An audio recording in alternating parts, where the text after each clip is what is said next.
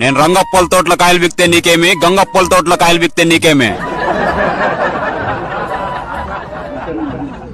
నాకు ఇష్టం వచ్చింది తాకపోయి కాయలు బిక్కొచ్చుకుంటాను.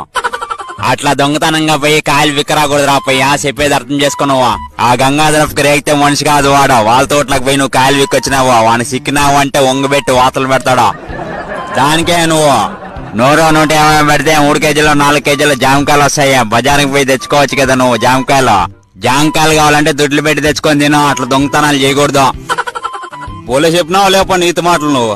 దుడ్లు పెడితే జామకాయలు వస్తాయి మాకు తెలుసు, కానీ దొంగగా పోయి జామకాయలు బిక్కొస్తే ఆ జామకాయలు ఒక్కొక్కటే తింటా అంటే ఎంత తీయగా ఉంటాయి నీకేం తెలుసు?